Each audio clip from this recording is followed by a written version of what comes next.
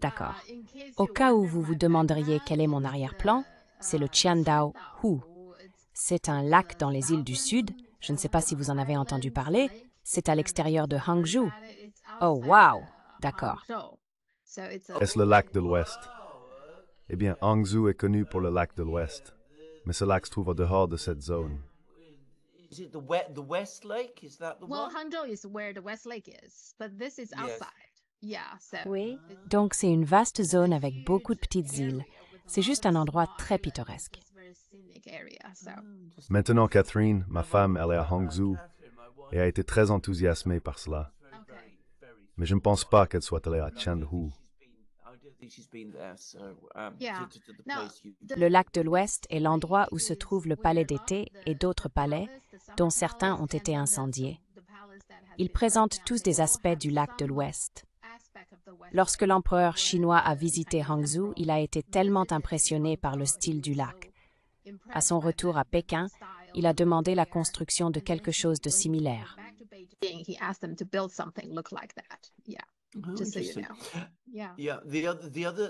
Pour que vous le sachiez, une autre histoire concernant Hangzhou est qu'elle fut la capitale de la dynastie des Song du Sud. Selon ses mémoires, que certains remettent maintenant en question, Marco Polo l'a visité. S'il s'agissait bien de lui, et la plupart croient que c'était le cas, il a été énormément impressionné par Hangzhou. Il y a beaucoup de discussions autour de sa description de la ville. Cela est comparé à un paysan du 19e siècle en Afrique arrivant à New York il y a environ 20 ou 30 ans, étant complètement submergé par ce qu'il voyait et ne comprenant pas grand-chose. C'est une lecture fascinante et considérée comme l'une des choses les plus intéressantes que Marco Polo ait jamais écrite. The most interesting thing that Marco Polo ever wrote, actually, by the way. La côte chinoise, y compris un bon nombre de ses villes, a une longue tradition de commerce. Hangzhou en fait partie. Lorsque j'ai visité la résidence de Marco Polo l'année dernière en Italie, notre guide a mentionné qu'il y a une possibilité que beaucoup des histoires dans son livre proviennent d'un marchand du Moyen-Orient. Marco Polo a eu beaucoup d'interactions avec des gens de cette région. Cependant, les endroits comme Hangzhou, comme vous l'avez mentionné.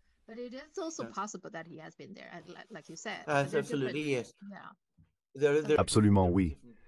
Il y a diverses discussions et spéculations à ce sujet. Marco Polo décrit des choses à Pékin qui sont réelles et existent encore aujourd'hui. Cela inclut non seulement le pont Marco Polo, comme nous l'appelons en Occident, qui se trouve au nord de Pékin, mais aussi des éléments trouvés dans des lieux comme le palais et le parc Beihai. D'accord. Ouais, Ouais, d'accord. Quelle semaine? quelle semaine. L'histoire que tu m'as envoyée a été un sujet de discussion majeur en Russie d'ailleurs. Donc en tout cas, nous y arriverons. Ouais. Alors commençons par cette loi, cette terrible loi qui a été adoptée samedi dernier, le jour de l'anniversaire d'Hitler, le 20 avril. On a déjà parlé de cette loi, n'est-ce pas?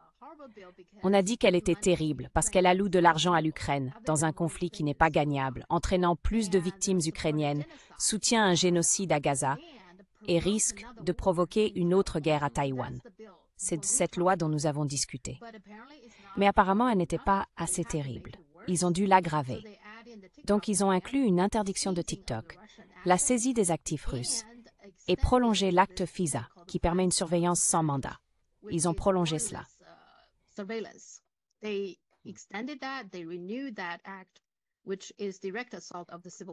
Ils ont renouvelé cette loi, ce qui constitue une attaque directe contre les libertés civiles du peuple américain. Et tout cela a été précipité un samedi, sans rien accomplir. Il n'y avait même pas un geste symbolique envers la sécurité des frontières. Absolument rien. Donc Rand Paul, en fait, Ron Paul, le père de Rand Paul, a dit que lorsque l'histoire se retournera, cette date pourrait être vue comme le dernier clou dans le cercueil de l'Amérique. Et Matt Beebe a écrit un article à ce sujet. Le titre de son article est « Un massacre du samedi au Congrès ». C'est monumental. Mais étonnamment, à part quelques individus consciencieux, tout le monde au Congrès semble célébrer. I know. I know. Taking out their Ukrainian Je sais, flags and en waving sortant leur them. drapeau ukrainien et en Now, les agitant. I think you have put your Maintenant, je finger pense que on vous avez réellement mis le doigt sur le problème parce qu'à certains égards, l'aspect ukrainien de cette situation est le moins significatif. Ils vont fournir à l'Ukraine plus d'armes, pour une valeur de 14 milliards de dollars. Ils vont allouer une somme importante d'argent au complexe militaro-industriel. Ils vont soutenir diverses positions et initiatives. Il y a eu des articles et des aveux de nombreuses sources indiquant que ce paquet d'aide ne changera pas l'issue de la guerre en Ukraine. Les Russes ont maintenant une dynamique imparable. J'ai lu un article aujourd'hui dans le Daily Telegraph affirmant que l'Ukraine pourrait seulement tenir 6 mois, même avec ce paquet d'aide.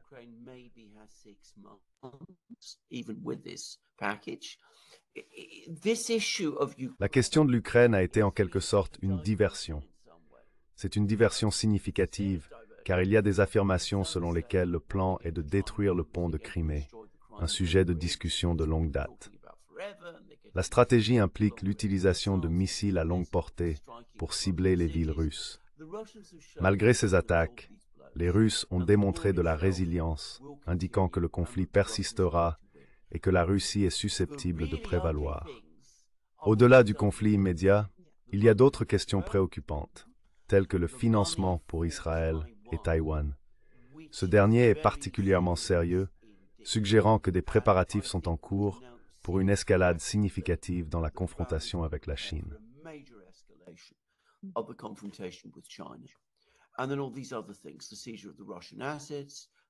Et puis il y a toutes ces autres actions.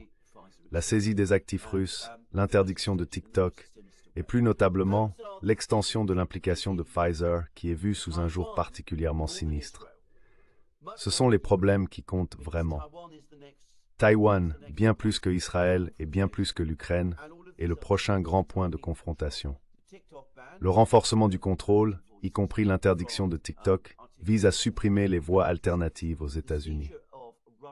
La saisie des actifs russes, prétendument totalisant seulement 5 milliards de dollars aux États-Unis, vise en partie à encourager les Européens à agir contre les actifs russes sur leur territoire. De plus, cela semble conçu pour établir un précédent pour la saisie d'actifs d'autres pays aux États-Unis.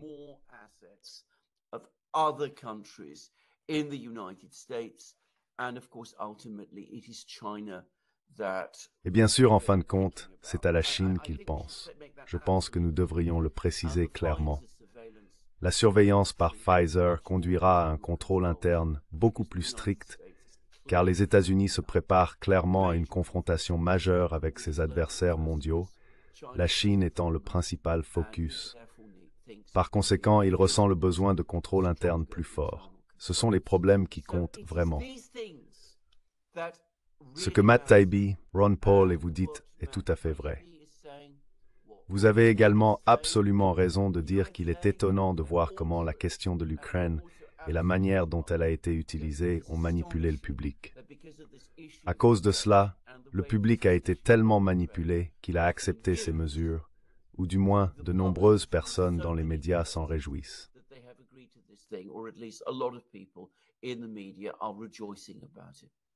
Le titre de CNN indique « En faisant passer l'aide à l'Ukraine, le président accidentel est devenu un Churchill improbable ». C'est ce qu'ils disent. Je sais. Ressemble-t-il à Churchill? C'est tout ce que je peux dire. Churchill n'aurait jamais approuvé quelque chose comme ça. C'est quelque chose à quoi il n'aurait jamais consenti. Il est inconcevable qu'il mette en place des interdictions de cette manière. Ce n'est pas très connu, mais lorsque Churchill était le Premier ministre de la Grande-Bretagne pendant la Seconde Guerre mondiale, l'Uitenpennisure pour arrêter le tournement des unions allemandes en anglais vers la Grande-Bretagne. C'est ça la différence.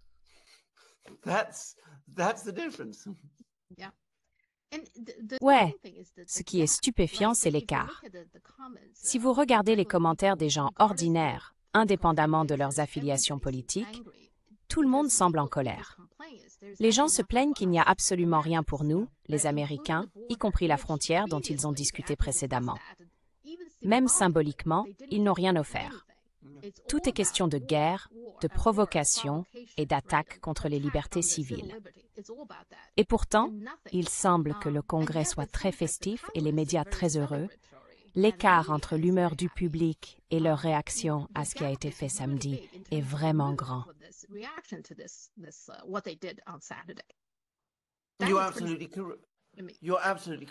Vous avez tout à fait raison. L'écart est énorme. Cependant, nous pouvons voir que cette appropriation, ce projet de loi, a été adopté avec des majorités significatives. En effet, plus de républicains ont voté contre que pour à la Chambre. Mais en fin de compte, cela dit très peu parce que tous les républicains importants, y compris Donald Trump, l'ont finalement soutenu. Cela indique les priorités de la classe politique américaine qui, comme vous l'avez mentionné, se concentre sur la guerre et la confrontation à l'étranger, ainsi que sur le contrôle et les restrictions de la liberté d'expression et de la liberté à l'intérieur du pays.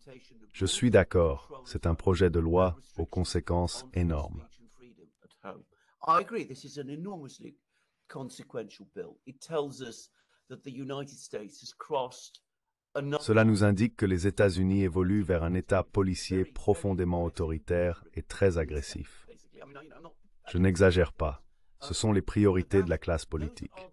Les préoccupations concernant le peuple américain, l'économie et les conditions matérielles de vie sont ignorées.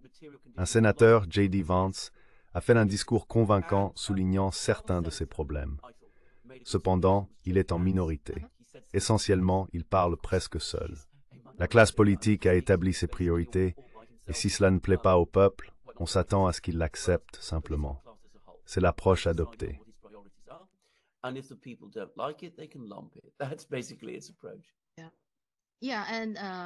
Ouais, Marjorie Taylor Greene, que normalement je n'apprécie pas vraiment, a dit quelque chose de sensé. Elle a mentionné que le peuple américain ne veut pas d'une économie construite sur le sang et les cadavres dans des pays étrangers. Mais personne ne l'a écoutée, n'est-ce pas? Pendant ce temps, je viens de lire que Chicago a approuvé 30 millions de dollars pour les immigrants illégaux. Ils ne se contentent pas de ne pas aborder les problèmes à la frontière, mais donnent également de l'argent aux immigrants illégaux, sachant que Chicago a des problèmes avec les sans-abri et les gangs. C'est de là que vient Obama.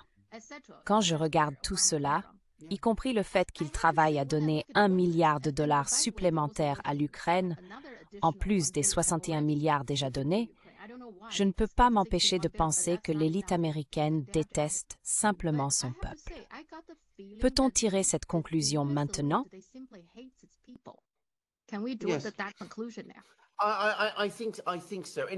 Je le pense aussi. Ils montrent un immense manque de respect envers leur peuple. Il semble qu'ils commencent également à les craindre. Il y a un sentiment de défi dans leurs actions. Ils sont conscients que les préoccupations de la majorité des gens pour les prochaines élections sont complètement différentes de celles de l'élite. Pourtant, l'élite américaine dit essentiellement à ses citoyens « Débrouillez-vous, on se fiche de ce que vous pensez. Nous ne sommes pas là pour vous représenter. Nous avons le pouvoir et nous ferons ce que nous voulons. Nous vous engageons sur cette voie et nous continuerons d'avancer, quoi qu'il arrive. » Rien de tout cela ne me surprend. I have not surprised by all of this.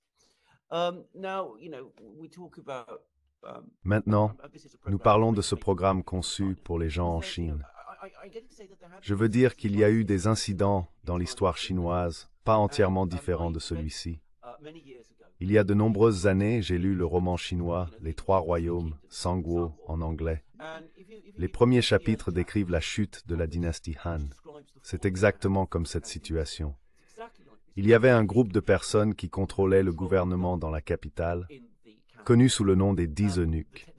Ils ont finalement conduit la Chine et la dynastie à la catastrophe. Cela a provoqué une réaction massive.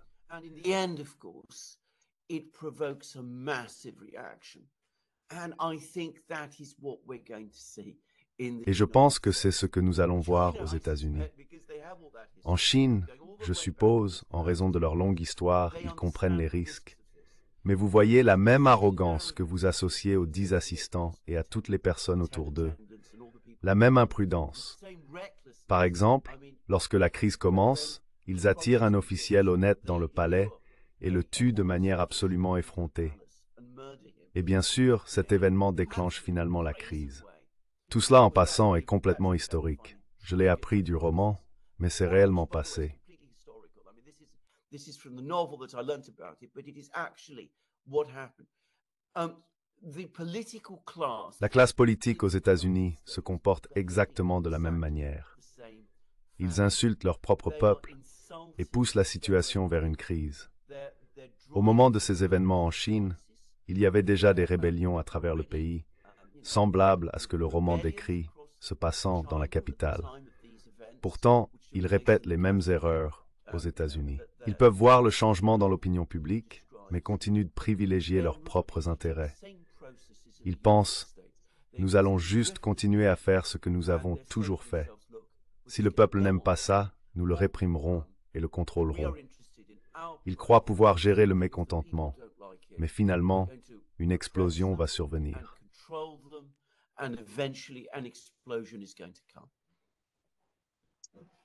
Vous avez mentionné que même Donald Trump, parce que dans ses publications sur les réseaux sociaux, il a réellement écrit à propos de FISA et non de Faisal.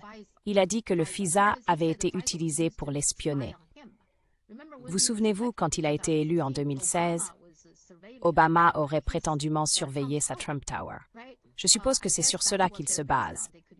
Il pourrait utiliser le FISA pour justifier l'espionnage d'un président élu, vous savez. Mais maintenant, il semble être d'accord avec cela. Et puis aussi, Mike Johnson, je ne peux pas comprendre son attitude. Il a voté contre le projet de loi sur l'Ukraine avant de devenir président de la Chambre. Et puis, quand il est devenu président, il a dit cela au début.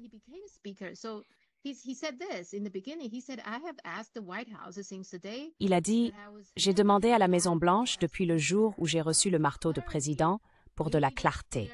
Nous avons besoin d'une articulation claire de la stratégie pour permettre à l'Ukraine de gagner. Et c'est pourquoi les réponses ont été insuffisantes.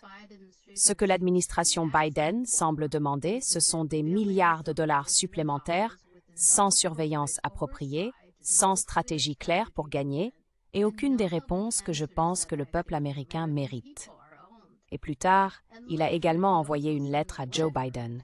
C'était en décembre l'année dernière. Il a dit que le soutien républicain dépendait de la sécurité à notre frontière et des réponses critiques concernant les fonds demandés. Il semble être une personne très sensée. Mais ensuite, tout à coup, il a juste changé. Que lui est-il arrivé?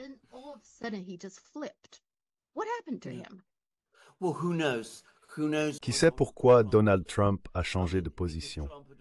Trump avait montré des signes d'opposition au financement pour l'Ukraine, exprimant son scepticisme quant à toute la situation. Cependant, soudainement, au cours des dernières semaines, tout semble avoir changé. Les raisons de ce revirement ne sont pas claires. Certains suggèrent que Johnson a eu une réunion avec des membres de la communauté du renseignement, après quoi il a complètement changé de position. Il est également probable qu'il ait fait face à une pression significative de la part des présidents de divers comités de la Chambre. Ces présidents, qui sont des républicains soutenant la guerre en Ukraine et d'autres politiques, ont probablement exercé beaucoup de pression sur lui.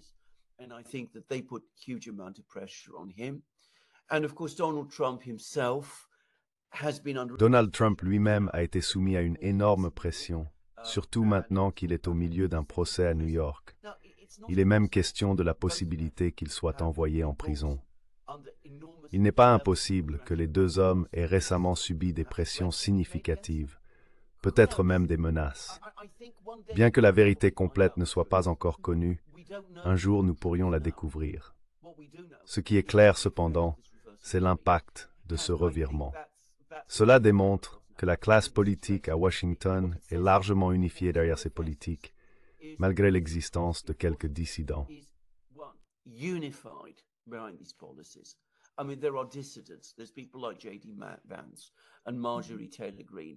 Il y a des gens comme J.D. Vance, Marjorie Taylor Greene et Rand Paul. Ces individus sont des dissidents et ne reflètent pas la position prédominante de la classe politique à Washington. C'est une chose à noter. Non seulement ils sont unis, mais ils sont également unis pour emmener les États-Unis dans une direction catastrophique. Ils ont la capacité de s'assurer que leurs désirs deviennent politiques, et nous devons accepter cela. Même si Donald Trump est élu en novembre, ce qui est encore possible, nous ne pouvons pas savoir avec certitude que cela se produira. Mais même s'il est élu, nous ne devons pas nous attendre ou supposer qu'il y aura un changement fondamental de politique.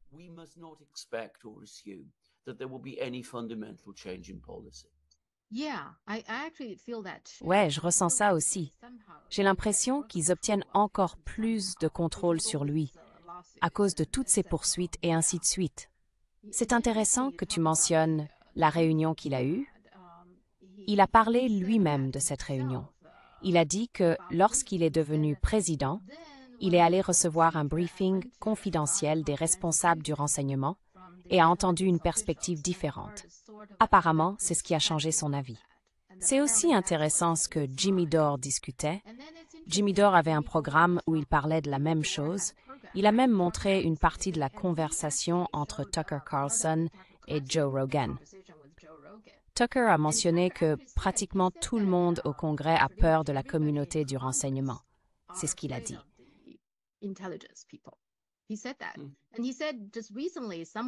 Et il a dit qu'il n'y a pas longtemps, il n'a pas cité de nom, mais il a mentionné une personne en haute position, un législateur, une figure très influente et célèbre, était dans sa cuisine et il parlait de cela. Cette personne était entièrement d'accord avec lui. Le truc, c'est que je trouve que faire du chantage à quelqu'un n'est en fait pas si difficile. En vieillissant, nous avons tous des moments dont nous ne sommes pas particulièrement fiers, des choses que nous avons dites ou faites dans le passé, même des choses que toi et moi pourrions ne pas trouver extraordinaires, nous les considérons bénignes.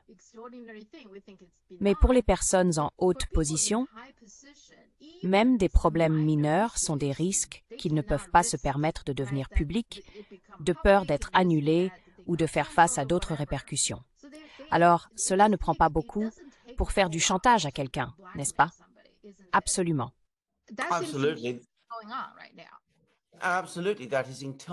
Absolument, c'est tout à fait correct. Je suis sûr qu'il se passe beaucoup de cela. Je n'en doute pas. Par exemple, parlons de Boris Johnson, notre ancien Premier ministre. Je me souviens que lorsqu'il a été nommé ministre des Affaires étrangères, avant de devenir Premier ministre, il a dit que sa politique était d'améliorer les relations avec la Russie.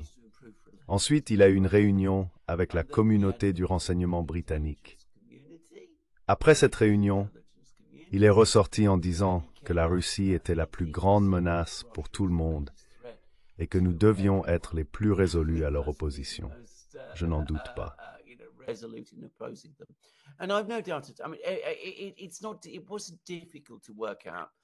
Je veux dire, c'était pas difficile à comprendre, surtout avec Johnson, ce qui s'était passé. J'ai peur que ça arrive tout le temps. Une autre chose, c'est que s'ils n'ont rien contre vous, ils font tout pour vous détruire. Le genre de personnes qu'ils veulent au Congrès, dans le gouvernement, sont celles qui sont compromises et qui peuvent donc être contrôlées. En Grèce, quand j'étais jeune, et je suis sûr que c'est encore le cas aujourd'hui, c'était assez courant. C'était très largement la manière de faire en Grèce à cette époque. Je ne réalisais pas que ça se passait aussi aux États-Unis, mais c'est manifestement le cas.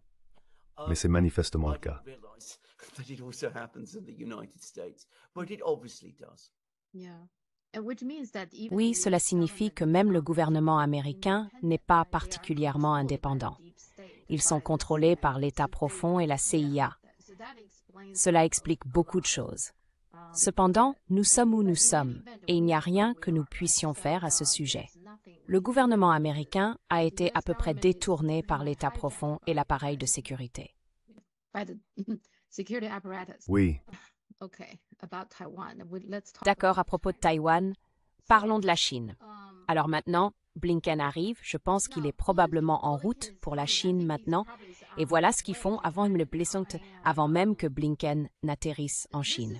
Ils viennent d'approuver 80 milliards de dollars pour armer Taïwan. De plus, l'armée américaine a récemment déployé des missiles de moyenne portée aux Philippines. D'accord. Et la dernière fois qu'on en a parlé, je pensais que j'avais tort. Et vous aviez raison.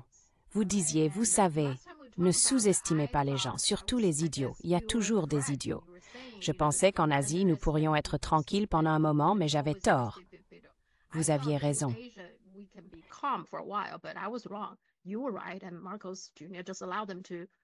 Marcos Jr.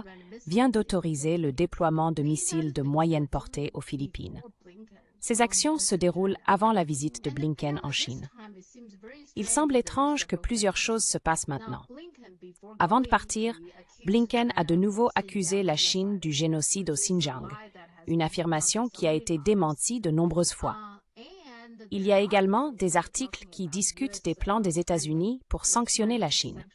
Cette situation est inhabituelle à bien des égards. Que se passe-t-il ici? Blinken va-t-il en Chine pour menacer, avertir ou intimider la Chine? Est-ce le but de sa visite? Je pense que c'est effectivement le cas. J'ai réfléchi au développement des dernières semaines. Depuis l'appel de Biden, il semble qu'une décision ait été prise. Cette décision est liée à la situation en Ukraine. Les États-Unis réalisent qu'ils ne peuvent pas gagner la guerre là-bas. En conséquence, ils cherchent un moyen de compenser cette perte. Ils cherchent maintenant une confrontation avec la Chine. Ils prévoient de blâmer leur défaite en Ukraine sur la Chine. Ils vont arguer que Taïwan doit être protégé pour éviter une situation similaire à celle de l'Ukraine. Je crois qu'ils se dirigent vers l'imposition de sanctions significatives sur la Chine.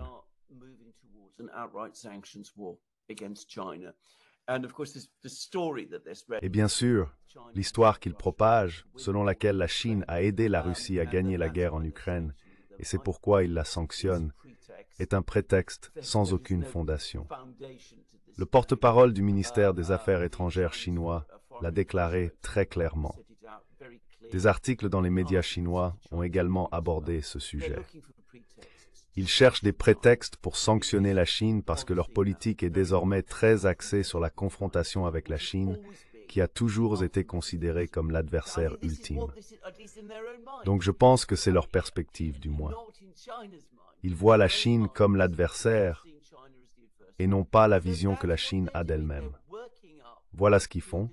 Ils se dirigent vers une politique de confrontation avec la Chine, avec un renforcement à Taïwan et des sanctions initiales sur les banques, juste après avoir saisi une autre entreprise chinoise et ciblé TikTok.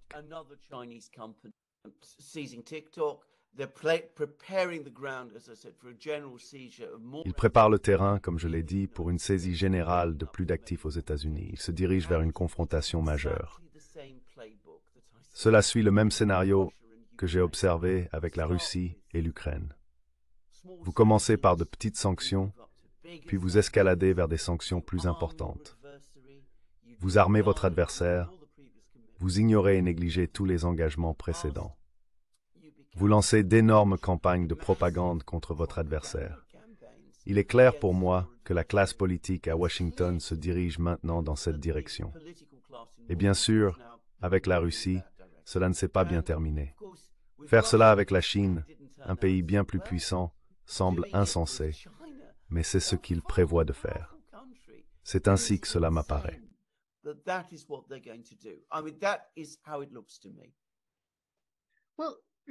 Eh bien, souvenez-vous, une grande partie de l'argument en faveur de la guerre en Ukraine repose sur l'idée que nous devons montrer à la Chine que cela sert de dissuasion. L'idée était que si les Russes ne pouvaient pas facilement prendre l'Ukraine, alors la Chine serait dissuadée et n'oserait pas s'en prendre à Taïwan. C'est l'argument. Cependant, il semble que cette stratégie ne fonctionne pas. Malgré cela, ils soutiennent toujours que parce que la guerre en Ukraine est en train d'être perdue, nous devons empêcher une autre guerre. Ils le voient comme l'arrêt de l'agression. Ainsi, peu importe ce qui se passe sur le champ de bataille, en réalité, ils trouvent toujours des excuses pour provoquer davantage de conflits.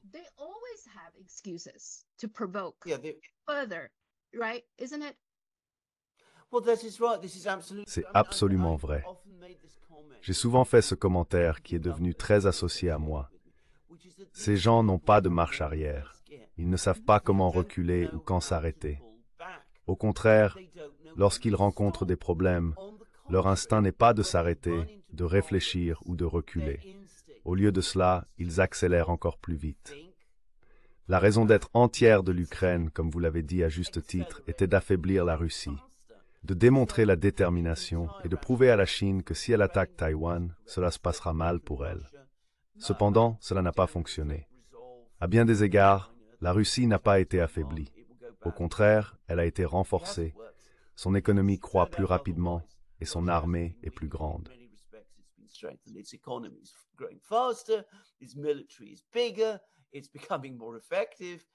Cela devient plus efficace, tout cela. Alors vous ne changez pas de cap. Vous ne vous dites pas, eh bien ça n'a pas fonctionné, changeons notre approche.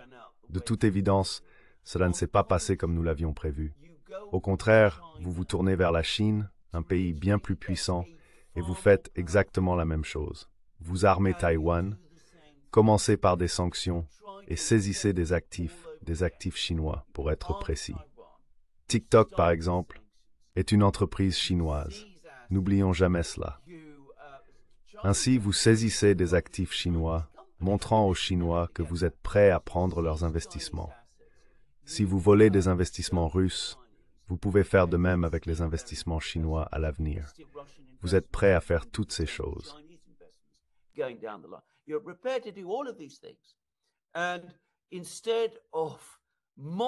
Au lieu de modérer leur réaction et d'admettre qu'ils pourraient ne pas être aussi puissants qu'ils le pensaient, ils font le contraire. Ils ne peuvent pas admettre la faiblesse. Au lieu de cela, ils redoublent et triplent la mise, mettant de plus en plus de jetons sur le même numéro à mesure qu'ils font tourner la roue. Je me rappelle de ce que J.D. Vance a dit dans ce que j'ai considéré comme un discours très courageux. Il a souligné que l'Amérique d'aujourd'hui n'est pas l'Amérique des années 1940. Nous n'avons plus la supériorité industrielle sur nos adversaires, ceux que nous choisissons de faire nos adversaires. Nous devons accepter les limites de notre pouvoir. Cependant, la classe politique à Washington et l'État profond qui les contrôle refusent d'accepter cette réalité. Ils ne peuvent pas y faire face.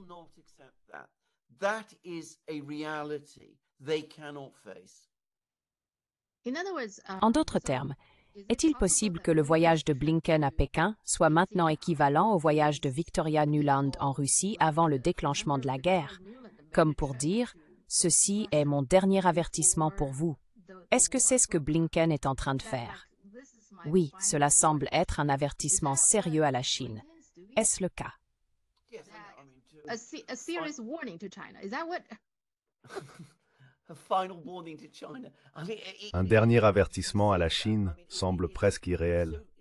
Que fait exactement la Chine pour mériter cet avertissement? Vendre des puces à la Russie, ce qui a été une pratique tout au long de son existence. Fait intéressant, il y avait un article dans le Financial Times qui semblait quelque peu ancré dans la réalité. Au lieu de se laisser emporter par la rhétorique, si nous prenons réellement du recul et examinons le commerce entre la Russie et la Chine, nous verrons qu'il est tout à fait proportionnel à ce que l'on pourrait attendre, compte tenu de la taille de ces deux pays et du fait qu'ils sont voisins. Les niveaux de commerce, qui étaient auparavant artificiellement bas, atteignent simplement maintenant les niveaux attendus. Il n'y a rien de sinistre ou d'inhabituel qui se passe ici.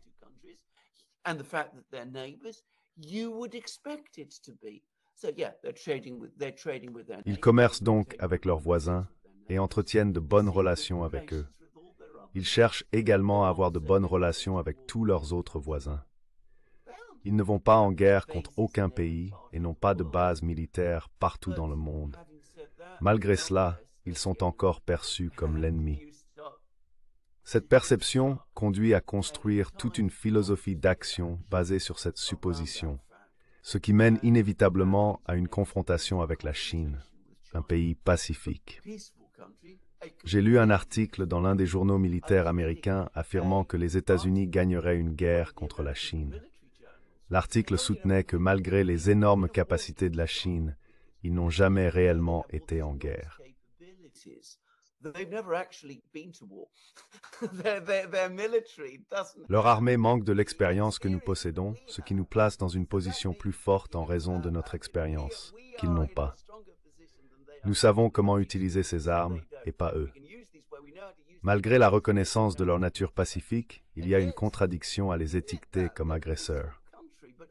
Cette situation est déroutante et difficile à analyser. Pourtant, approcher ce pays pacifique avec un dernier avertissement semble contradictoire et difficile à justifier.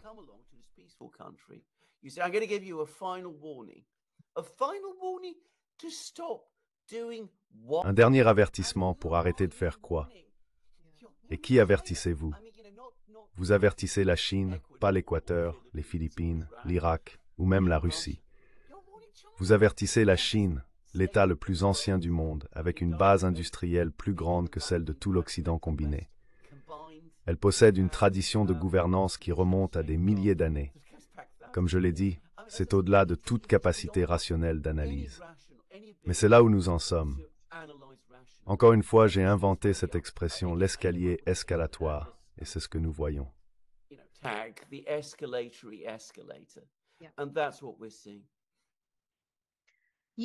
Ouais, et je pense que cette fois-ci est un peu inhabituelle parce que, avant même qu'il n'atterrisse en Chine, il y avait déjà des réactions. Par exemple, Wang Wenbin, le porte-parole du ministère des Affaires étrangères, a été interrogé à ce sujet.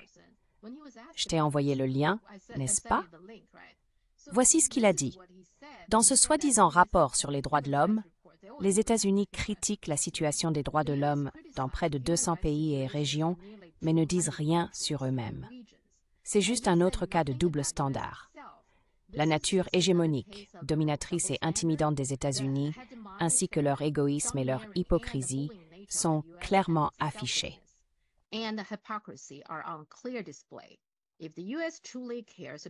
Si les États-Unis se soucient réellement des droits de l'homme, ils devraient sérieusement s'attaquer aux problèmes domestiques tels que la violence armée, l'abus de drogue et la discrimination raciale, qui sont des violations des droits de l'homme et de la dignité.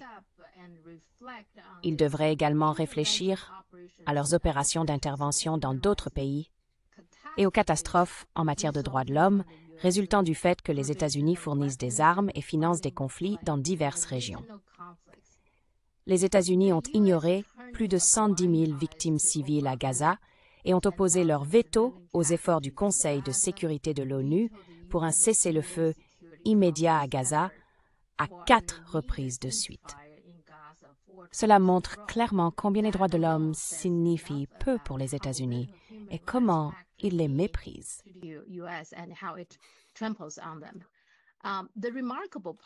La partie remarquable à ce sujet est tout d'abord que ce sont des personnes que vous soupçonneriez normalement de parler ainsi à huis clos.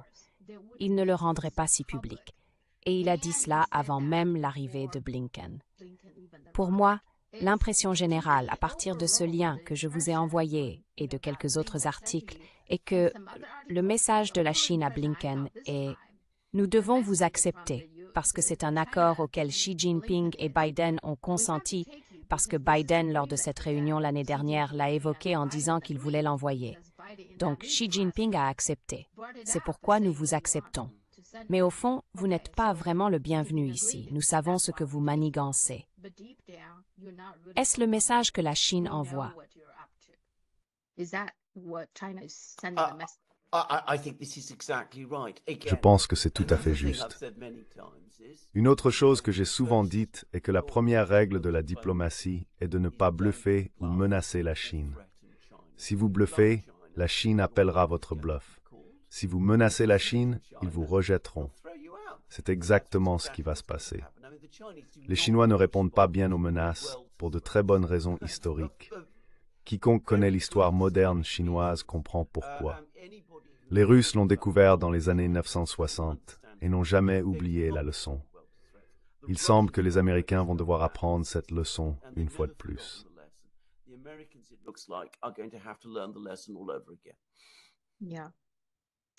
Ouais.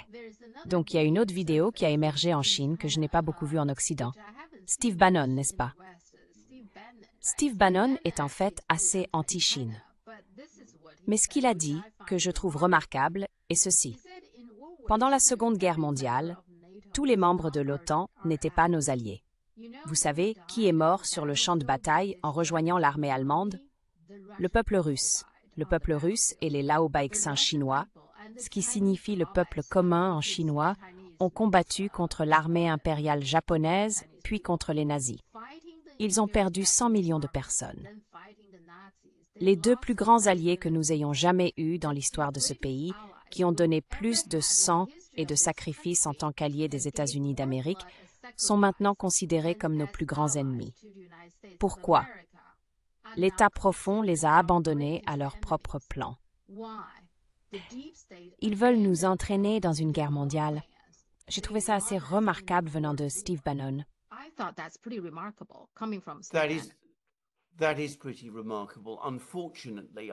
C'est assez remarquable. Malheureusement, j'ai aussi l'impression qu'il a perdu toute l'influence qu'il avait autrefois aux États-Unis. Je veux dire, il était très proche de Donald Trump, mais je pense que cette relation s'est terminée il y a longtemps. Donc une chose que je dirais, c'est que ce que Steve Bannon dit attire plus l'attention parmi plus d'Américains.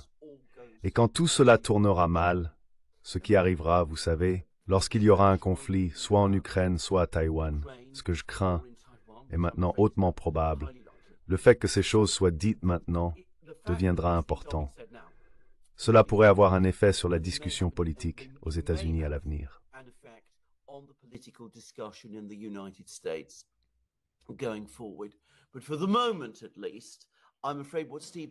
Mais pour le moment, du moins ce que dit Steve Bannon est important et intéressant. C'est également complètement vrai. Cependant, comme je l'ai mentionné, cela ne prend pas d'ampleur. Il ne mentionne pas cela, mais c'est un fait bien connu parmi les historiens, et je crois aussi en Chine, que pendant la guerre civile chinoise dans les années 1940, Mao Zedong et Zhou Enlai ont communiqué ce fait même aux Américains.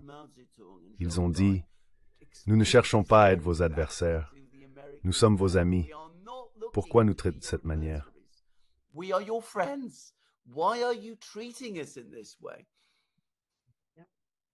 Alors, que va-t-il se passer ensuite? Il me semble que les choses deviennent très sérieuses. Du côté de l'Ukraine, ils vont accuser la Chine, au lieu de dire que l'ensemble de l'OTAN est derrière l'Ukraine. Et puis, lorsque l'Ukraine perdra finalement cette guerre, le récit change pour dire que la Russie combat seule l'OTAN. Maintenant, ils ont encore changé le récit pour dire que les Ukrainiens combattent à la fois la Russie et la Chine. Et c'est pourquoi l'Ukraine a perdu. Pour cette raison, nous devons punir la Chine, sanctionner la Chine, et ainsi de suite. Est-ce cela qu'ils vont faire ensuite?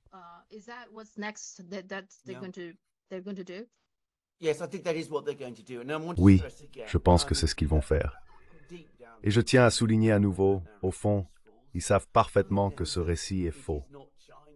Ils savent que ce n'est pas la Chine qui facilite la victoire de la Russie en Ukraine. Cette affirmation est absurde. Mais nous allons assister à une confrontation majeure avec la Chine, et ils vont utiliser la guerre en Ukraine comme prétexte pour ce qu'ils ont l'intention de faire de toute façon.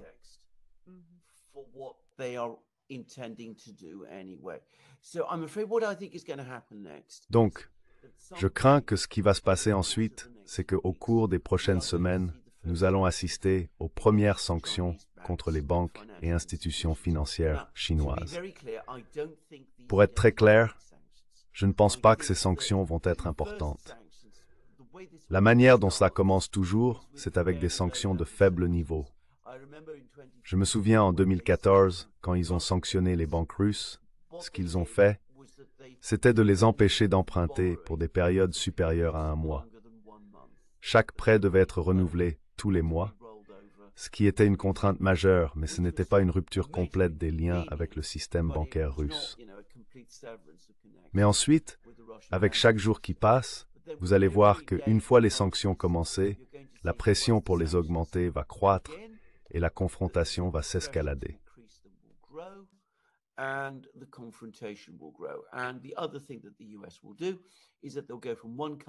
Et l'autre chose que les États-Unis vont faire, c'est passer d'un pays à l'autre, en leur disant « c'est nous ou eux. Soit vous êtes avec nous, soit vous êtes avec la Chine. Si vous êtes avec la Chine, en d'autres termes, pas avec nous, alors nous vous considérons comme un adversaire. Je pense que, au cours des prochaines années, indépendamment de qui est élu en novembre, nous allons voir la pression sur les pays du monde entier augmenter de manière significative. Ainsi, cette période relativement calme que nous avons eue après la fin de la guerre froide est maintenant terminée. Nous ne sommes pas juste dans une nouvelle guerre froide. Nous sommes dans une crise mondiale, avec les États-Unis comme épicentre. De plus, étant donné la fragilité des économies américaines et occidentales, cette situation pourrait provoquer une crise économique plus profonde en Occident. Quant à la manière dont cela se déroulera, je ne vais même pas essayer de deviner.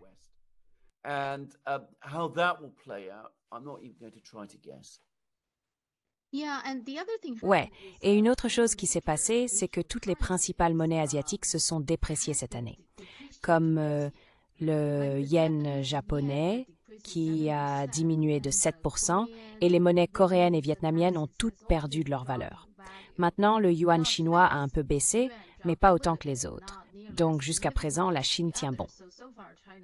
Il y a des spéculations selon lesquelles nous allons assister à une autre sorte de crise financière asiatique, similaire à ce qui s'est passé en 1987, ce qui était vraiment grave. Et certaines de ces conséquences se font encore sentir à ce jour.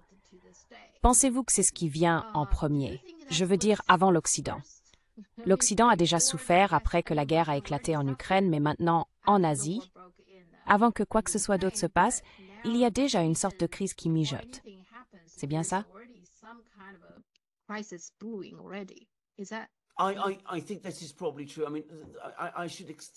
Je pense que c'est probablement vrai. Je devrais exprimer mes propres limites ici. J'ai tendance à être assez fort en termes d'économie, surtout lorsque je regarde sur le long terme. Je suis également bon pour démonter certaines idées fantaisistes qui surgissent, comme le plafonnement du prix du pétrole. J'explique toujours pourquoi, par exemple, le plafond du prix du pétrole russe ne fonctionnerait jamais. C'est quelque chose que je comprends bien en raison de mon expérience. J'ai travaillé pour des compagnies maritimes et en tant que quelqu'un qui a étudié l'histoire à l'université, j'ai fait pas mal d'histoire économique. J'aimerais me considérer comme un historien économique. Cependant, prédire les crises dans le système financier est quelque chose que je trouve impossible. Pour moi, il est clair que le système financier occidental est massivement surétendu. En fait, il n'est pas juste surétendu, mais est devenu dangereusement grand. C'est effectivement un cancer au sein de l'économie globale. Mais dire exactement comment cela se déroulera est très difficile pour moi.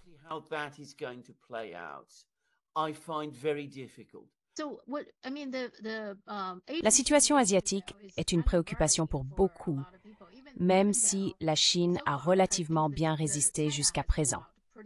Cependant, il y a des affirmations selon lesquelles il y a des tentatives pour saper le système financier chinois également.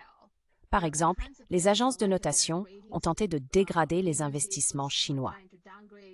De plus, des actions comme l'augmentation des taux d'intérêt par la Réserve fédérale ont des implications financières significatives. Je ne suis pas un expert en la matière, mais il est clair que ces problèmes représentent un autre front dans ce qui semble être un conflit mondial affectant divers aspects du monde.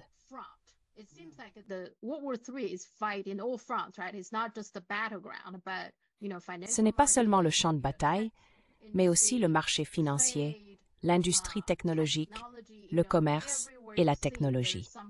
Partout où vous regardez, il y a une sorte de bataille en cours. C'est pourquoi certaines personnes disent que la Troisième Guerre mondiale a déjà commencé.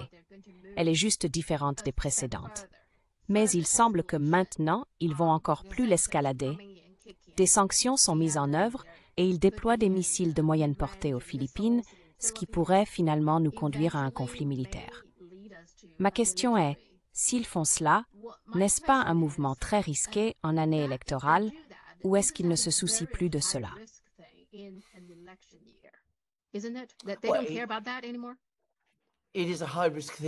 C'est un mouvement à haut risque en toute année, mais surtout en année électorale. Joe Biden, confronté à des défis en Ukraine, ne peut pas se permettre de perdre un autre conflit dans la mer de Chine méridionale et à Taïwan. Cependant, il semble que ces dirigeants croient qu'ils n'ont pas d'autre option que d'aller de l'avant. Ils soutiennent que les États-Unis ont plus d'expérience militaire que la Chine, ce qui pourrait conduire à une victoire. De plus, il y a une croyance que si un conflit avec la Chine n'est pas initié bientôt, la Chine deviendra trop forte, rendant plus difficile pour les États-Unis de gagner à l'avenir. Cet état d'esprit contribue à la pousser vers l'escalade.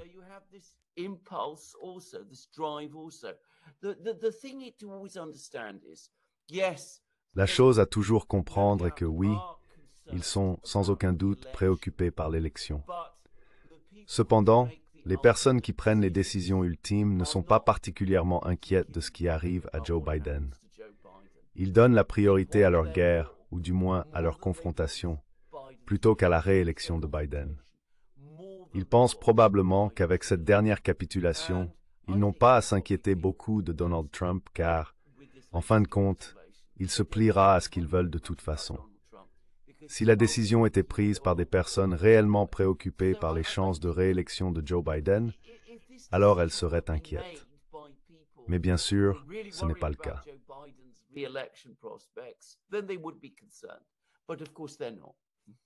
Oui, vous avez raison. Il semble qu'ils aient également le soutien de Trump. Donc, ils vont faire avancer leur véritable programme indépendamment du résultat des élections. Absolument.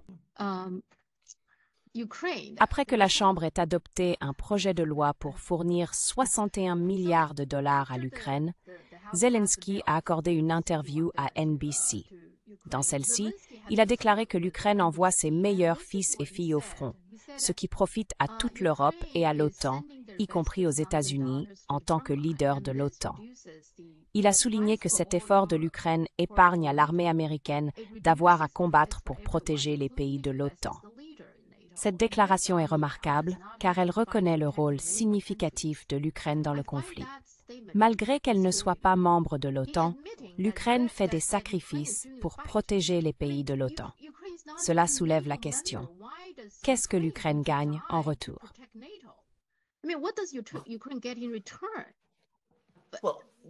Eh bien, c'est une déclaration d'un cynisme étonnant.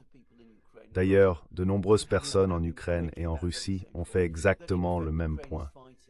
Ils soutiennent que l'Ukraine se bat et sacrifie ses meilleures personnes pour l'OTAN, pour l'Occident et en fin de compte pour les États-Unis, et non plus pour elle-même. Cela montre où se situent les véritables loyautés de Zelensky, pas avec son propre pays ou avec son propre peuple.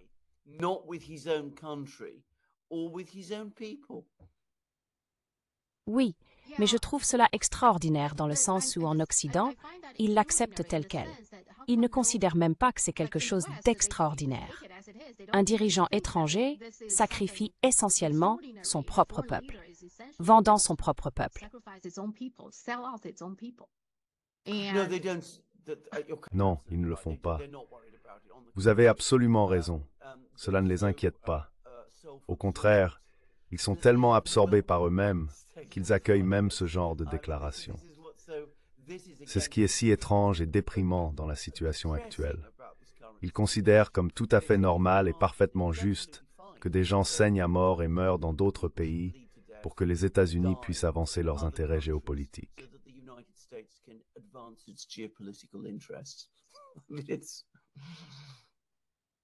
Et ensuite, entre-temps, le président polonais Duda a déclaré que la Pologne est prête à accueillir des armes nucléaires, ce qui est extraordinaire. Les Russes ont répondu par Maria Zakharova. Sur le site web du ministère des Affaires étrangères russe, elle a déclaré qu'il n'est pas difficile de supposer que si des armes nucléaires américaines apparaissent sur le territoire polonais, les installations pertinentes seront immédiatement ajoutées à la liste des cibles légitimes pour engagement dans une situation de confrontation militaire directe avec l'OTAN. En ajoutant cela à la situation qui se détériore avec la Chine, je trouve que toute la situation semble devenir vraiment tendue. N'est-ce pas inquiétant?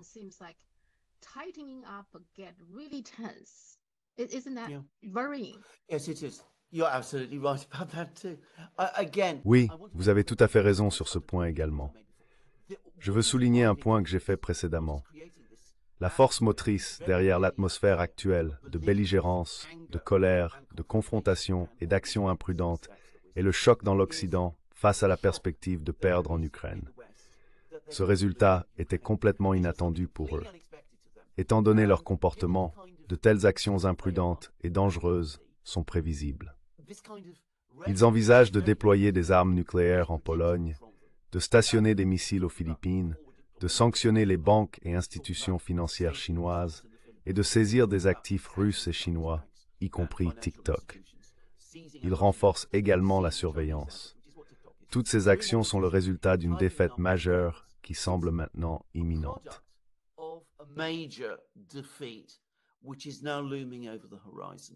D'accord, ça rend donc toute la situation très dangereuse, n'est-ce pas?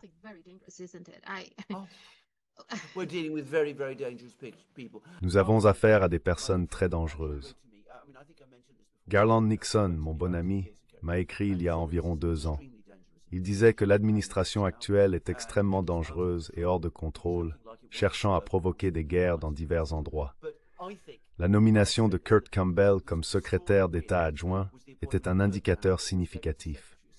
Il semble être très hostile envers la Chine et se concentrer sur elle.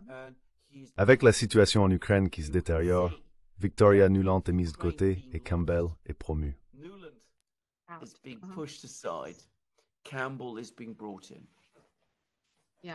Oui. Et donc, une fois qu'il s'est concentré sur la Chine, n'est-ce pas? Ils intensifient tout. Je ne sais pas quoi en penser. Pendant ce temps, à Gaza, juste une question rapide. Que pensez-vous qui va se passer à Gaza? Israël va-t-il attaquer Rafah? Qu'est-ce qui va se passer ensuite là-bas?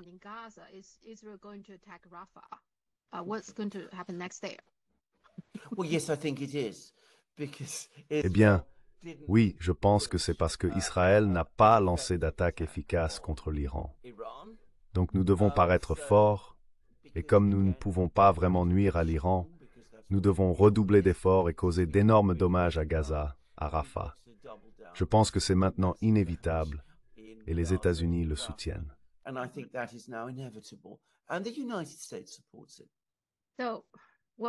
Alors, nous discutons de la probabilité qu'Israël attaque Gaza, avec des escalades potentielles et des mesures désespérées. De plus, il pourrait y avoir des développements sur le front ukrainien. En même temps, nous envisageons la possibilité d'une confrontation à grande échelle et peut-être même d'une guerre ouverte avec la Chine. Disons-nous que ces 3 événements se produisent?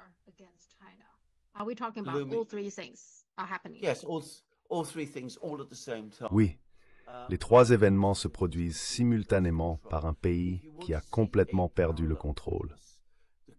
Si vous cherchez un parallèle historique, le plus proche auquel je peux penser est 1941. Pendant cette période, l'Allemagne et le Japon, voyant que les choses ne se passaient pas bien pour eux, ont lancé des attaques dans toutes les directions en même temps. Les Allemands étaient en guerre en Grande-Bretagne, puis ils sont partis envahir la Russie et ont déclaré la guerre aux États-Unis. Le Japon a déclaré la guerre à pratiquement tout l'Occident et a continué ses invasions, même s'il était en réalité en train de perdre en Chine. Beaucoup de gens ne réalisent pas qu'en 1941, le Japon subissait des pertes significatives en Chine. Les Chinois subissaient une terrible attrition.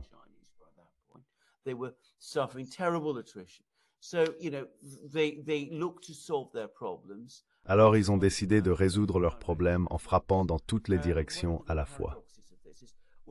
L'un des grands paradoxes est que nous ne savons pas grand-chose sur la pensée à Berlin, mais nous savons un peu sur la pensée à Tokyo. L'attitude là-bas était « si nous devons sombrer, nous sombrerons en faisant du bruit. Nous allons attaquer tout le monde en même temps. Peut-être que ça se passera bien pour nous, mais nous ne pouvons pas simplement abandonner maintenant. » Ralentir était vu comme une trahison de leur conception du Japon, une conception qui impliquait la guerre, le militarisme, le génocide, comme le savent très bien les Chinois, et une agression extrême. C'était la solution qu'ils ont trouvée.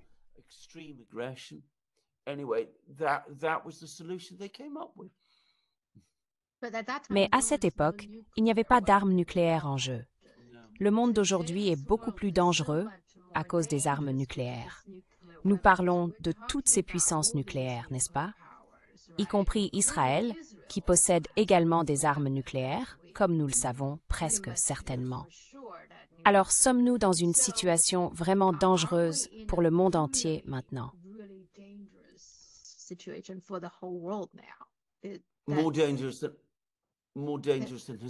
Plus dangereux qu'il ne l'a jamais été de ma vie.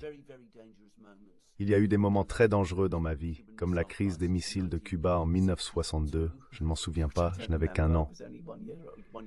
Mais c'était un moment très dangereux. Ensuite, il y a eu l'exercice Able Archer en 1983, dont nous avons progressivement pris conscience de la dangerosité. Cependant, à aucun moment, la situation globale n'a été aussi dangereuse que ce que nous observons actuellement. Il est important de comprendre que ce qui alimente le danger, ce sont des politiques de plus en plus irrationnelles émanant des États-Unis. Maintenant, je dois dire, je pense toujours qu'à la fin, il y a suffisamment de personnes aux États-Unis qui ne veulent pas voir l'Amérique elle-même détruite. Pour cette raison, ils éviteront de nous plonger tous dans le désastre ultime d'une confrontation nucléaire. Mais je n'ai jamais eu aussi peur de ma vie qu'en ce moment.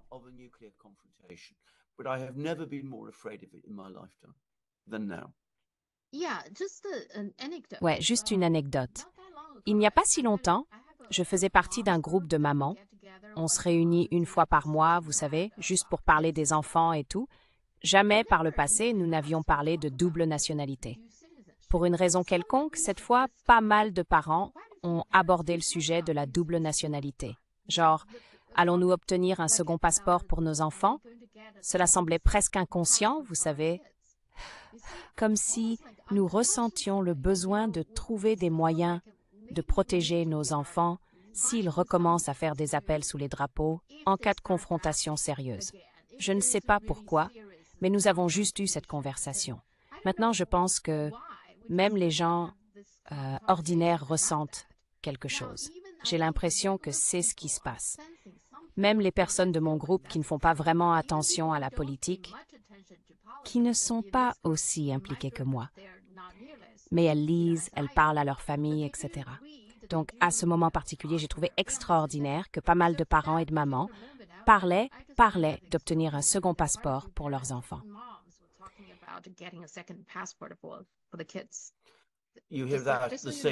Vous entendez cela aussi?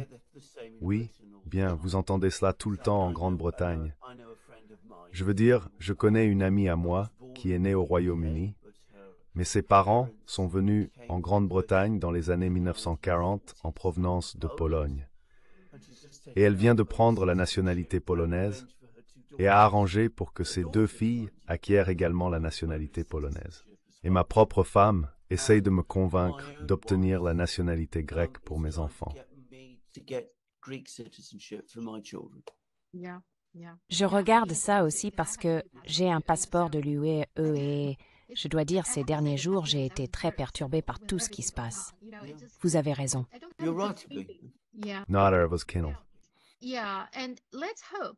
Ouais. Espérons qu'il y ait encore assez de personnes aux États-Unis qui voient cette situation comme hors de contrôle et se sentent obligées de faire quelque chose pour arrêter ce désastre. De plus, je crois que les dirigeants de l'Iran, de la Chine et de la Russie sont des individus rationnels. Ils pourraient probablement prendre des mesures pour mettre fin à cette folie. Tu ne crois pas?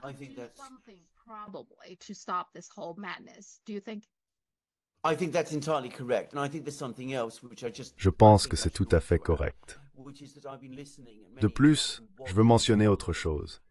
J'ai passé beaucoup de temps à écouter, regarder et suivre les gens du Pentagone.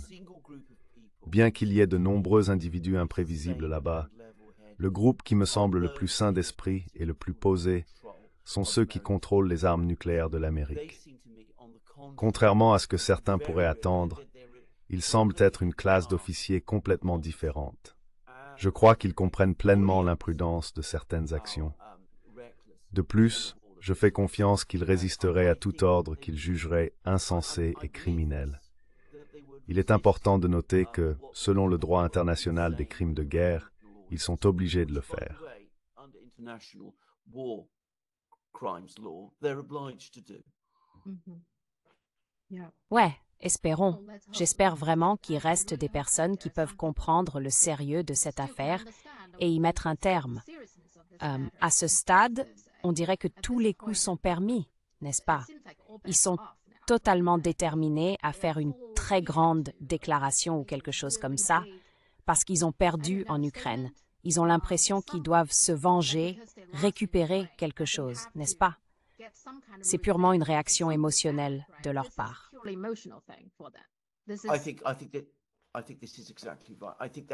Je crois que c'est précisément le cas. Nous assistons à une manifestation massive de colère.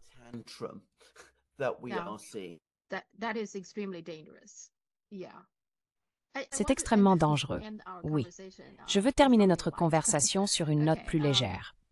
Votre collègue, Alex Christoforou, a toujours plaisanté en disant que Biden est le fils grec, en l'appelant Bidenopoulos. L'autre jour, j'ai vu que Biden était à un événement de campagne dans une communauté grecque ou quelque chose de similaire. Il a réellement utilisé ce terme en disant qu'il est Bidenopoulos. Je trouve ça simplement drôle.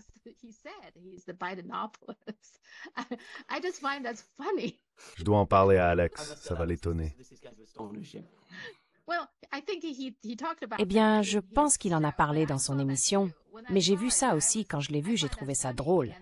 Et puis Alex en a discuté dans son émission. Mais ce que je veux dire, c'est que le wokisme aux États-Unis, il y en a tellement qu'ils veulent plaire à tout le monde.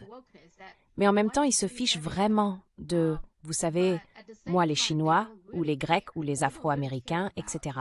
Alors, est-ce un autre signe qu'ils sont totalement concentrés sur toutes ces guerres, toutes ces agressions? Ils ignorent totalement leur propre peuple. La seule chose qu'ils peuvent faire, c'est de jouer cette carte d'identité. Oh, je suis Bidenopoulos. C'est la seule chose qu'il peut dire.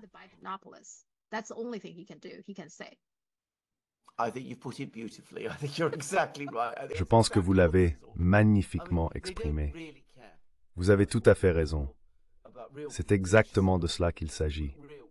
Ils ne se soucient pas vraiment des vraies personnes. Ils sont totalement absorbés et concentrés sur leurs différentes stratégies et plans. Ce que nous pensons et ressentons les préoccupe très peu. Ils croient qu'ils peuvent nous manipuler avec ces petites choses qu'ils font, nous faisant sentir comme s'ils s'intéressaient à nous, ce qui, bien sûr, n'est pas leur cas. Ils avaient très résumé la situation.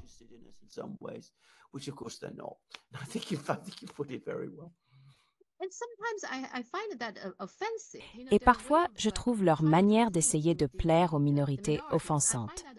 Je me souviens, il y a quelques années, le lendemain des Oscars, il y avait un film coréen appelé Parasite. Je ne l'ai pas vu, mais il est censé être un bon film. Le lendemain des Oscars, j'ai entendu sur NPR que les Coréens du pays étaient ravis de la victoire du film aux Oscars. Eh bien, je ne suis pas coréen, mais ne puis-je pas me réjouir pour un bon film? On dirait qu'il faut que ce soit quelque chose de spécifiquement coréen pour célébrer.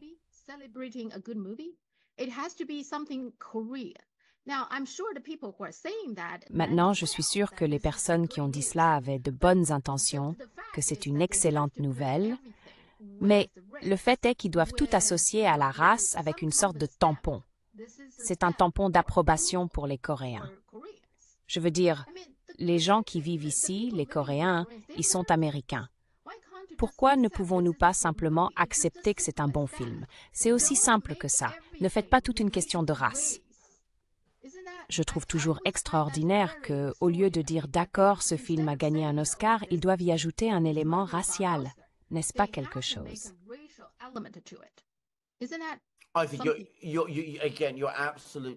Encore une fois, vous avez absolument raison, et je suis entièrement d'accord.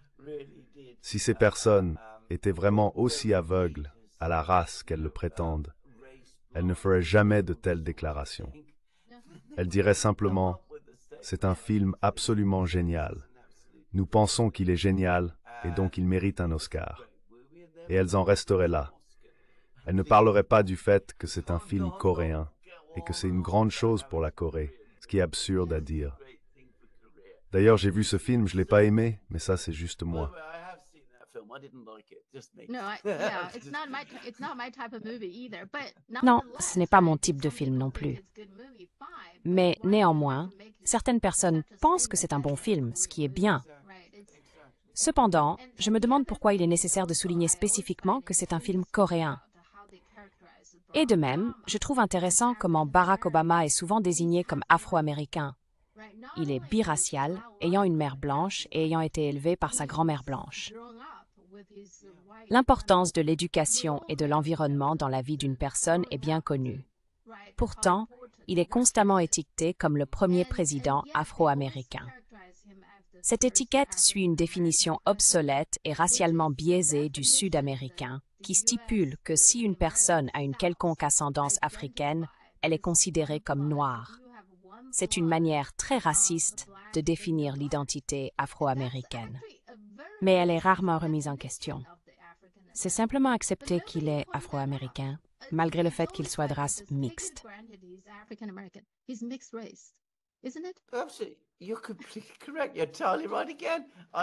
Absolument, vous avez tout à fait raison. Cela montre que ces individus se concentrent constamment sur la race. De plus, c'est condescendant de suggérer que les Coréens n'ont réussi à faire un bon film que maintenant, ou que les Noirs viennent juste de réussir à élire un président. La Corée a une histoire et une civilisation riche, et gagner un Oscar n'est qu'un des nombreux succès.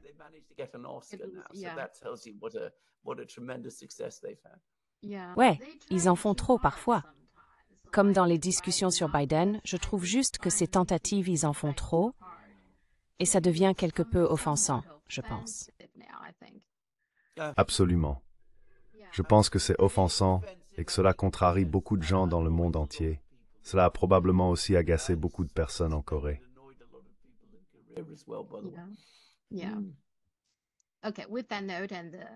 Ouais, d'accord, avec cette remarque et ma mauvaise connexion aujourd'hui, terminons ici.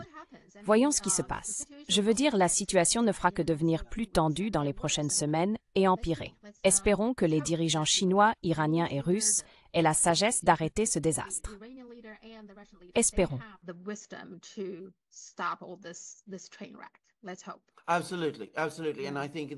Absolument. Et je pense qu'entre-temps, ils s'exprimeront en termes très clairs et directs également à Blinken. Si Blinken pense qu'il peut simplement donner des avertissements à la Chine, il découvrira que tout ce qu'il va recevoir en retour sont des avertissements. Nous avons parlé dans un programme récent, notre programme précédent, de comment nous avons tous les deux eu le sentiment que Xi Jinping, en particulier, et généralement la direction chinoise, en ont presque assez. Ouais. Et je pense qu'ils l'ont fait en réalité. Je crois que si Blinken pense qu'ils vont être effrayés, insécurisés et tremblants sur leur chaise lorsqu'il leur parlera, il a complètement mal jugé la situation. Je pense que les Chinois vont une fois de plus montrer leur immense confiance en eux, ce que je remarque toujours à chaque fois que j'ai affaire à des personnes de Chine. Ils ont une certitude énorme qu'ils peuvent gérer cette situation et remettre Blinken à sa place. Ce sera une visite très intéressante à observer et à suivre, et nous verrons comment cela se passera.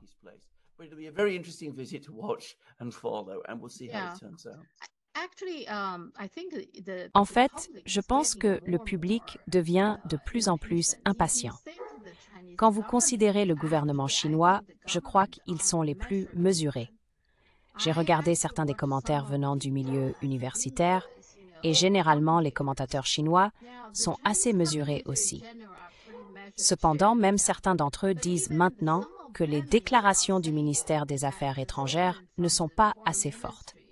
Ils demandent « Pourquoi êtes-vous encore si poli envers lui? Pourquoi n'utilisez-vous pas des termes plus forts ?» Et il y a même des gens qui se demandent « Pourquoi lui permettez-vous même de venir ?» Je partage cette question. Si vous savez qu'il vient ici pour intimider, ce n'est pas suffisant de le faire de loin. Il faut venir en face à face pour le faire. Je ne comprends pas tout à fait cette mentalité.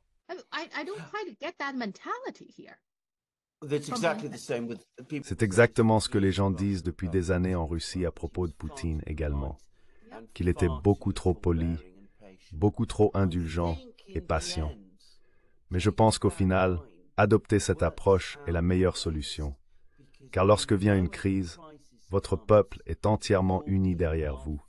Ils n'ont aucun doute que la pression vient de l'autre côté et que vous avez fait un effort supplémentaire.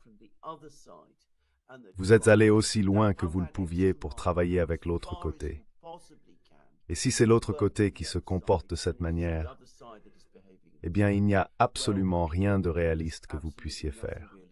Ainsi, Poutine a emmené un peuple uni avec lui en Ukraine. Et Xi Jinping va réaliser la même chose lorsqu'il se trouvera face aux Américains, quoi que les Américains prévoient de faire. Oui, voyons voir ce qui se passe. Ensuite, nous pourrons parler la semaine prochaine. Absolument. Passez une excellente semaine-ci. Merci beaucoup. Toi aussi, au revoir. Au revoir.